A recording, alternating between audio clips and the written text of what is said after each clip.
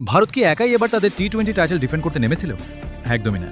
আরও একটা দল আছে যারা এই বছর নিজেদের ট্রফি বাঁচানোর লড়াইয়ে নামবে। ভারতও তাদের কাজ সেরে ফেলেছে, কিন্তু এই টিমটা কি পারবে? সেই উত্তরটা লুকিয়ে আছে এদের এইবারের ডেঞ্জারাস প্লেইং 11-এ। শুরুতেই ওপেনিং নিয়ে একটা বড়সড় কাণ্ড ঘটে গেছে। আরসিবির এভারগ্রিন ওপেনার ফিল সল্ট, যার ব্যাটে এই ওয়ার্ল্ড কাপে খুব একটা আতঙ্ক ছিল না, পারফরমেন্স ছিল একটু ডাউনের দিকে। অন্যদিকে আছে জেক বেথেল। ভাই, ছেলেটা তো এবার 22 গজে আগুন মুইতা দিছে। এখন আরসিবিকে সল্ট আর বেথেলের মধ্যে যে কোনো একজনকে বেছে নিতেই হবে, কারণ বেথেলের জন্য নিচে আর কোনো জায়গা খালি নেই। মিডল অর্ডার ফুল প্যাকড। নম্বর 3-এ নামছেন রজত পাতিদার। 4 নম্বরে দ্য ক্লাচম্যান ভেঙ্কটেশ আয়ার। 5 নম্বরে থাকছেন টিম করতে থাকা টিম ডেভিড।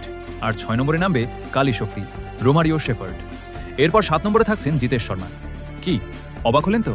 তবে হ্যাঁ, টিমে যদি ক্লাচ করতে হয় তবে দলে একজন পান্ডিয়া থাকা খুব জরুরি, তাই এখানে আছেন ক্রুনাল পান্ডিয়া। বোলিং অ্যাটাকে থাকছেন সুইংয়ের রাজকুমার ভুবনেশ্বর কুমার, সাথে ইয়াস দয়াল এবং সবশেষে হ্যাজেলগড। আর ইম্প্যাক্ট প্লেয়ারদের লিস্টে একবার দেখুন: সুয়েশ শর্মা, স্বপ্নিল সিং, দেবদত্ত পাডিকাল আর জেক ডাফি। এমনকি সল্ট আর বেথেলের মধ্যে যে খেলবে না, সেও এই লিস্টে চলে আসবে। এতগুলো নাম যাদের আমি হিসেবেই ধরছি না। এখন প্রশ্ন হলো, এই টিম কি আসলেও টাইটেল ডিফেন্ড করতে পারবে? যদি করে ফেলে তবে বস, এটা হবে ইতিহাসের অন্যতম গোটেড একটা ব্যাপার। আপনার কি মনে হয়?